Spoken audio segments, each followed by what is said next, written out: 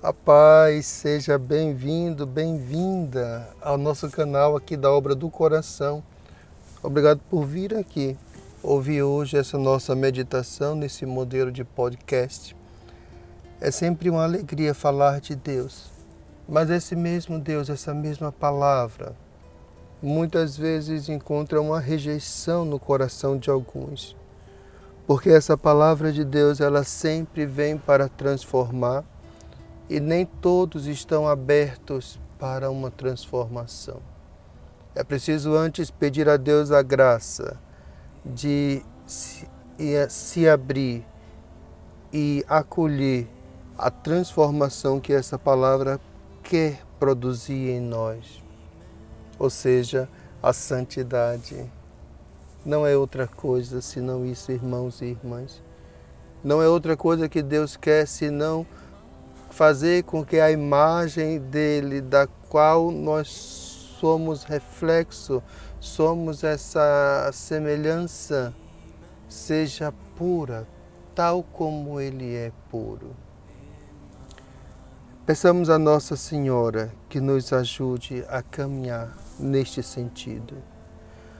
Ave Maria, cheia de graça, o Senhor é convosco. Bendita sois vós entre as mulheres, bendito é o fruto do vosso ventre, Jesus. Santa Maria, Mãe de Deus, rogai por nós, pecadores, agora e na hora de nossa morte. Amém. O texto está em Mateus 23, de versículo 27 ao 32. Está aqui na descrição do vídeo. Também na descrição desse vídeo você encontra informações de como ajudar a obra do coração, de como contribuir para a construção do convento da Santa Cruz. Mas bem, a institucionalização da mentira é o que nós assistimos nos dias de hoje. Jesus fala com relação aos fariseus e mestres da lei, compara-os a sepulcros caiados.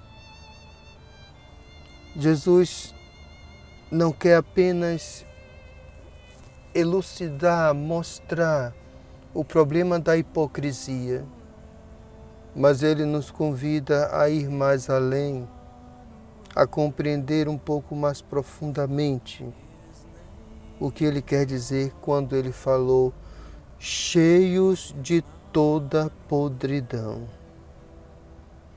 Por fora uma coisa, mas por dentro, disse Jesus, cheios de toda podridão.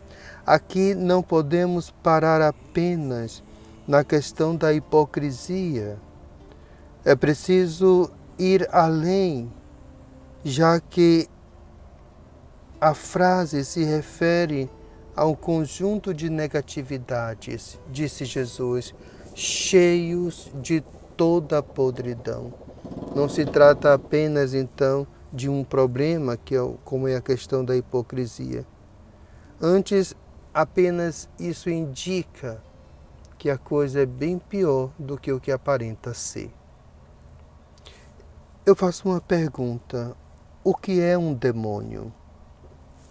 Claro, eu não vou aqui conceituar um demônio no sentido mais completo, não é isso que eu quero dizer, mas nesse contexto do qual nós estamos aqui falando. Ele é um mar de dejetos horríveis, com um mau cheiro insuportável, de expressões horríveis. A coisa é tão feia que os próprios demônios não suportam uns aos outros. Estão sempre brigando contra si mesmos, porque são insuportáveis, horríveis. Talvez se Deus permitisse vermos um demônio, morreríamos de medo. Por isso ele não permite. Por isso essas imagens de dragão, essas imagens de cachorro que ataca, Tudo isso imagens que se é aceitável na nossa mente, sem haver uma destruição da nossa razão, da nossa estrutura psicológica. Por isso, não é permitido a eles aparecer para nós. Mas eu quis dizer assim, um demônio é como um mar de podridão, de dejetos e coisas horríveis que ninguém suporta ficar perto porque não suporta aquele mau cheiro, enfim. Então, a hipocrisia é apenas a ponta do problema. A questão é bem mais complexa. Por isso, expliquei o que é um demônio para esse contexto da nossa reflexão. Porque a hipocrisia apenas indica que por trás daquele mal, daquele pecado que a pessoa está praticando, existe um demônio que incentiva, que cria situações para que a pessoa venha a praticar aquele pecado, e aquele pecado é um fruto. Aliás, eu não poderia dizer um fruto, mas é uma expressão horrível de toda a podridão que ele mesmo vive e quer mergulhar cada batizado na mesma situação que ele está. Então, irmãos e irmãs, a questão é, nosso exame de consciência deve ser profundo e não nos enganemos com a aparência fraca ou insignificante de determinados fatos. Não. Muitas vezes consideramos que tal erro é tão insignificante que começamos a negligenciar. Não, acordem, acordem, acordem. O mínimo pecado que é que se possa botar em uma tabela, ele representa todo esse mar de podridão e desgraça sem fim, no qual os demônios estão mergulhados e para onde eles querem levar cada batizado. Não devemos permitir que na nossa casa, na nossa vida, aconteça o que já é normal para o mundo, a institucionalização da mentira. É cada vez mais aceita, mas por trás dela está toda a podridão. Isso aqui não é coisa pouca e não é coisa pequena.